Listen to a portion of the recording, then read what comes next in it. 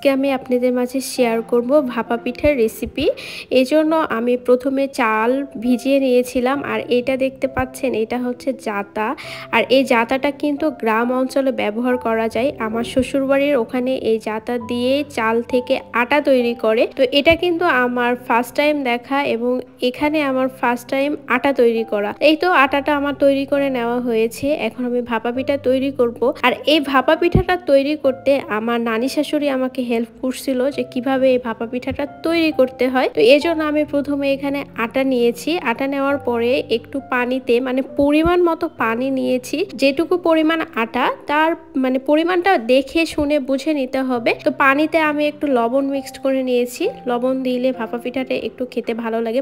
লবণটা হচ্ছে স্বাদ অনুযায়ী, টেস্ট অনুযায়ী চাইলেও দিতে পারেন, আবার নাও দিতে পারেন। তো তানসিব বাবু আমার কোলে বসবে না তা কি হয়? আমি যেটাই করব না কেন তানসিব এখানে থাকবেই। তো আমার নানি শাশুড়ি আমাকে এখানে দেখায় দিচ্ছিল যে আর একটু মনে হয় পানি লাগবে বা পারফেক্ট আছে কিনা, সে আমাকে বুঝিয়ে দিচ্ছিল। আর এটাই কিন্তু আমি আপনাদের মাঝে শেয়ার করছি। আর এটা কিন্তু রাজশাহীর ঐতিহ্যবাহী গুড়।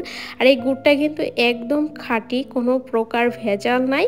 আর এই গুড় দিয়েই কিন্তু আজকে আমি ভাপা পিঠা তৈরি করব। এজন্য আমি এখানে একটা ছুরির সাহায্যে গুড়গুলা খুব ভালোভাবে কেটে নিয়েছি। আর এটা কিন্তু একদম অরিজিনাল খেজুরের গুড়, দেখে কিন্তু বোঝাই যাচ্ছে গুড়টা অনেক বেশি ভালো। আসলে সব জায়গায় কিন্তু এরকম ভালো গুড় পাওয়া যায় না, ভেজাল জাতীয় গুড় পাওয়া যায়, কিন্তু রাজশাহীতে আপনার একদম ভেজাল ছাড়া গুড় পাওয়া যায়। আর এই গুড় দিয়ে কিন্তু পিঠা বানাইলে পিঠাটা অনেক মজা লাগে। তো তানসিবকেও আমি একটু গুড়টা টেস্ট করাচ্ছি। তো ও আবার এই যে গুড়টা টেস্ট করার পরে কি যে রিয়াকশন দিবে খুঁজে পায় না। আর এইদিকে আমার এই তো ভাপা পিঠার আটাটাও তৈরি করে নেওয়া হয়েছে। আর আমি একটু নারিকেল নিয়েছি।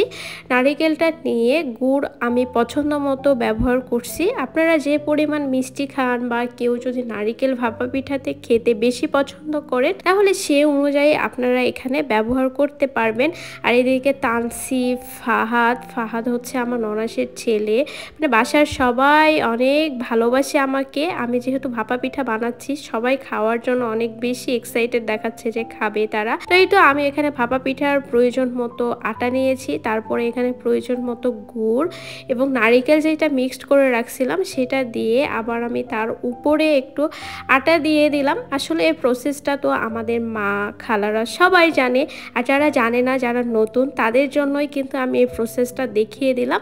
তারপরে এই তো একটা পাতিলে আমি গরম পানিটা যখন গরম হয়ে আসছে, তখন আমি এই তো ভাপার যেই আটাটা তৈরি করে রাখছিলাম সেটা এখানে দিয়ে দিলাম। আর এদিকে আমার ছেলে কি করছে, গাড়িতে উঠছে, একা একা গাড়িতে ওঠার চেষ্টা করছে। আসলে গ্রামে গেলে ও কি করবে একদমই খুঁজে পায় না যে কোথা থেকে কি করবে। তানসিব বাবু অনেক বেশি খুশি হয়। আর এই ভাপা পিঠাটা কিন্তু আমি মাটির চুলায় বানাচ্ছি, যেহেতু গ্রামে গেছি তো ভাবলাম মাটির চুলাতেই বানাই। আমার কাছে মাঝে মাঝে এরকম মাটির চুলায় রান্না করতে বা মাটির চুলায় কোনো কিছু করতে আমার অনেক ভালো লাগে।